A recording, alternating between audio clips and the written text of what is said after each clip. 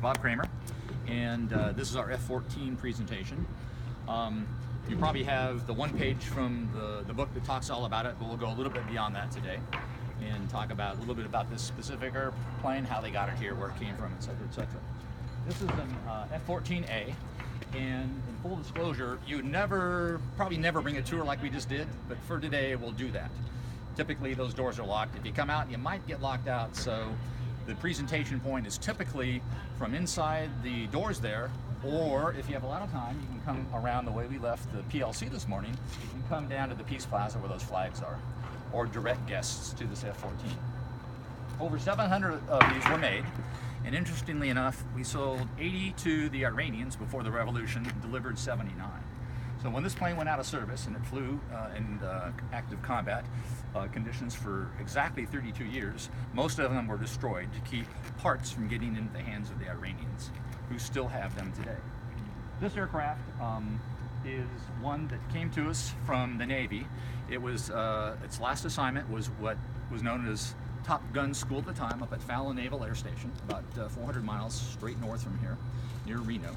It was landed at the Point Mugu Naval Air Station, which is about 27 miles from here, and brought here overnight, similar to the aircraft here, only took about 3 hours to bring it here.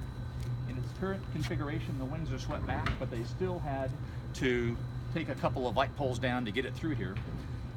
The terrific story that's told is in a podcast. It's on the Reagan website. Melissa Giller, who is the director of marketing, narrates it, and it shows how they brought this 30,000-pound aircraft up here from Point Mugu, again overnight, took 3 hours, and craned it over the colonnade. You can see the whole thing happening. They put it down on the ground, towed it over here, and mounted it. Everybody likes to celebrate things here on days that mean something in history. For example, today is what day in history in the Reagans? Wedding anniversary. Okay, that's not why we're here, but it was. So, on August 19th of 1981, what happened? Go ahead. We had engagement between the F-14s flying off the aircraft carrier Nimitz, who were approved to shoot if fired upon, and that's what happened. So, two F-14s in formation, and they did paint this one to represent the actual aircraft, even though this isn't that aircraft. It was Fast Eagle 102, its wingman was Fast Eagle 107. They each got a kill that day, shooting down two Russian-made Su-22 fitters. You see that little shadow on the aircraft below the insignia for the flying squadron? What do you think that is? That's a kill. That's an Su-22 fitter, the small outline. The Black Ace Squadron is the one that was this aircraft was assigned to. They are now based on the aircraft carrier Nimitz, which is up in Bremerton, Washington.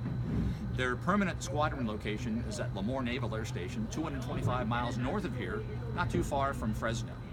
So it came by the Reagan Library, did a little wing roll, landed at Point Mugu, was trucked up here. What do you notice about where this aircraft is pointed? Does anybody know where that nose is pointed? It's pointed exactly, pretty much exactly at Rancho del Cielo, which is 93 miles from here.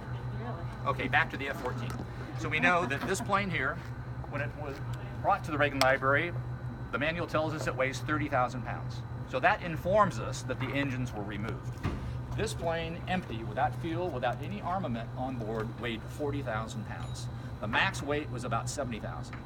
So if this thing was fueled up and ready to be launched off the carrier Nimitz, it might have had a fuel load of 15,000 pounds, 15,000 pounds of armaments. Now when you look at this aircraft, you can see a bunch of things. It's got the tail number on here, which tells us this is not the plane that flew in that engagement on the 19th back in 1981. But in the front you see the 102, that's the Fast Eagle call sign. On the canopy behind there is Lieutenant Dave Venlick and his aircraft commander. I can't read it from here, I should have memorized it.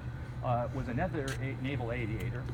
And when this plane was dedicated on August 22nd of 2005, the Rio, which is the radar information officer, was at the time an admiral, and he spoke here at the plaza on the dedication of this aircraft. The armament you see here on the side, the AIM Sidewinder, the small missile on top, that is the missile that shot down the fitters in the engagement. The first air engagement since Vietnam, and the first kills ever air-to-air with the F-14. The next weapon down is the Sparrow missile, the medium-sized one, and then the large one below there is the Phoenix. During its test and acceptance, they had one of these airborne up in the range. They fired all 6 missiles, 3 on the right, 3 on the left at the same time, just to test the aircraft out. So, based on the Nimitz, CVN 68, which stands for Carrier, Fixed Wing Aircraft, Nuclear. The class of this aircraft carrier it flew from is the class that the CVN 76, the Ronald Reagan, is from.